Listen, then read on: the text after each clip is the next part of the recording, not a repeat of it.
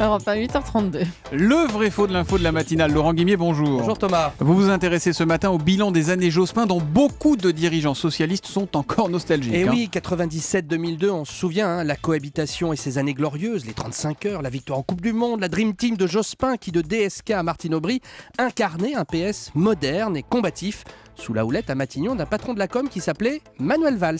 Les années Jospin, ce sont aussi des résultats brillants, se souvient le socialiste Vincent Payon. En 2002, les comptes sociaux sont à terme. On a un chômage des jeunes qui a été divisé Pas de par chance, deux. vous arrivez au On mauvais revient moment, 10 heures quoi. après, vous avez 600 milliards de dettes. Alors, Vincent Payon dit beaucoup de choses à propos du bilan de Lionel Jospin. D'abord que le chômage des jeunes a été divisé par 2. Ça, c'est vrai ou c'est faux, Laurent ? C'est faux. Entre 97 et 2002, le chômage des jeunes a baissé sensiblement, c'est vrai, mais pas de 50% comme le dit M. Payon. Pour vous le prouver, j'ai retrouvé les statistiques officielles de la DARES, qui est l'organisme qui compile les chiffres de Pôle emploi. Juin 97, Jospin arrive au pouvoir, il y a 758 000 jeunes de moins de 25 ans qui sont demandeurs d'emploi dans les 3 catégories ABC, c'est-à-dire qu'ils ont travaillé au maximum 78 heures dans le mois. Donc, 758 000 jeunes chômeurs en juin 97. En mai 2002, Chirac est réélu, la gauche quitte le pouvoir.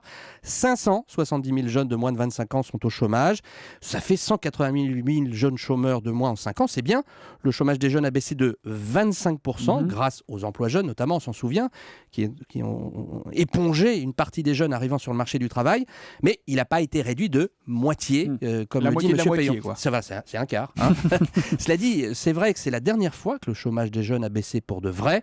L'ancien ministre de l'Éducation, on va dire, a péché par exagération. Et alors, sur les comptes sociaux, Laurent ? C'est un peu pareil, il semble dire qu'ils ont été équilibrés. C'est presque vrai. Le régime général de la Sécu, addition des branches vieillesse, famille, accident du travail et maladie, est en excédent en 2001, en grande partie grâce aux branches vieillesse et famille. Un gros effort, alors que l'assurance maladie, elle, est en déficit chronique depuis le début des années 90. Mais au total, ça s'équilibre. Donc, équilibre en 2001, mais le déficit repart en 2002 quand la conjoncture s'inverse, après notamment les attentats du 11 septembre. Donc en résumé, ce qui est vrai, c'est que la période 97-2002 a été une vraie embellie sur le front économique.